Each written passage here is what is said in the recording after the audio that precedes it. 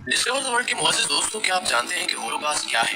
यहूदी और दीगर मगरबी अक़वाम होलोकॉस्ट का नाम सुनकर क्यों खौफज़दा होते हैं? आज की ज़रा वीडियो में हम आपको होलोकॉस्ट की मुकम्मल तफ़सील से आगाही देने की कोशिश करेंगे। इस बारे में तारीख क्या कहती है, ये जानने से केवल देखने और सुनने वालों से सिर्फ इतनी इल्तिमास है कि वीडियो को आखिर तक जरूर देखिएगा। तो आइए चलते हैं मौजू के असल हिस्से की जानब। मुअज़्ज़िज़ दोस्तों, सन 1933 में यूरोप में यहूदियों की आबादी 90 लाख से ज़ायद थी।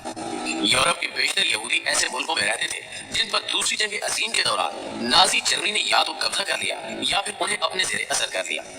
जर्मन और उनके इत्तेहादियों ने सन 1945 तक यूरोप के हर 3 में से तकरीबन 2 यहूदियों को हलाक किया।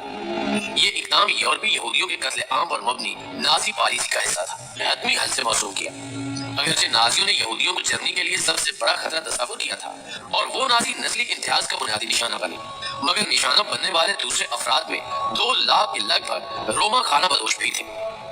जर्मन नस्ल से ताल्लुक रखने वाले ज़हनी और जिस्मानी तौर पर माजूर कम से कम 2 लाख अफराद थे जो इदारों की तर्ज पर कायम मराकज़ में रिहाई पजीर थे। यूथनीसिया प्रोग्राम या रहमदिलाना मौत के नाम पर हलाक कर दिए गए। होलोकॉस्ट यहूदियों से मुतल्लिक दूसरी जंग अज़ीम के दौरान सबक आमोज वाक़यात का एक मजमूआ है। यहूदी वो कौम है जिनके बारे में दुनिया के किसी कोने में कोई अच्छी राय नहीं पाई जाती। शेक्सपियर जैसे ड्रामा निगार ने भी शायलात नामी सूदखोर और नंगे इंसानियत किरदार को यहूदी मजहब का पैराहन पहना है। कुरान मजीद ने यहूदियों पर जो सबसे बड़ा इल्जाम धरा है वो कातिलीन अंबिया अलैहिस्सलाम है, और हद तो ये है कि इन यहूदियों ने मौसम इंसानियत हज़ूर अकरम सल्लल्लाहु अलैहि वसल्लम के इरादे कत्ल से भी तरीक़ न किया। दुनिया पर मुसलमानों के 1000 साल दौरे इक़्तिदार में यहूदी बहुत आफियत में रहे, और ये दौर खत्म होते ही इन्होंने अपनी साजिशों का निशाना मुसलमानों को ही बनाया और फ़लस्तीनियों की कब्र में छुरा जागा हुआ। दुनिया की हर कौम इनकी पस पर्दा ज़हनियत से खाइफ है और इन्हें अपने से दूर रखना चाहती है। इसलिए मगरबी अक़वाम ने इन्हें अपने यहाँ जगह देने की बजाय मुसलमानों के सरों पर लाद हुआ है। मुअज़्ज़िज़ दोस्तों, यहूदियों की ज़हनियत, इनकी तारीख, इनके अकायद और इनका अंजाम इस कुरानी आयत का मिसाक है कि हमने इन पर ज़िल्लत और मस्किनत मुसल्लत कर दी है। फिर एक पहलू ये भी है कि दुनिया के किसी कोने से उस वक्त और आज भी यहूदियों के हक में कोई आवाज़ बुलंद नहीं हुई। मुअज़्ज़िज़ दोस्तों, तारीख गवाह है कि यहूदी कौम ने जिस बर्तन में खाया उसी में सुराख किया, हर कौम को डसने की कोशिश की, हर ग्रोह को ब्लैकमेल किया, दौलत की खातिर इंसानियत को दांव पर लगाया।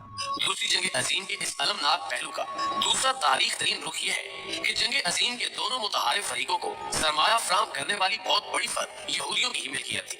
यहाँ के क्या यहूदी अपने हम मजहब बल्कि हम नस्ल रिश्तेदारों पर बेपनाह जुल्म होता देखकर सरमाए की फराहमी बंद नहीं कर सकते थे।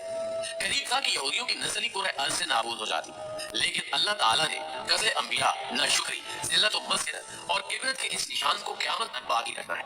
शायद इसी हिकमत के तहत मशीयत ईसी ने इन्हें फ़लस्तीन में आज़ी जगह दी ताकि इनकी नस्ल क़यामत तक बाकी रहे। अगर इनमें थोड़ी सी अकल होती तो इस जगह को गनीमत समझकर अमन और सुकून से रह लेते।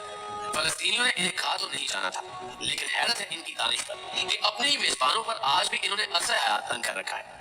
हम चढ़ते हुए सूरज के पीछे उस दिन को आंखों से देख रहे हैं कि सरज़मीन फ़लस्तीन एक बार फिर अपने हकीकी वारसों के कब्जे कुदरत में होगी और यहूदी अपनी बदआमालियों के बायस एक बार फिर दुनिया में ज़िल्लत और मस्किनत का निशान इबरत होंगे इंशाअल्लाह ताला।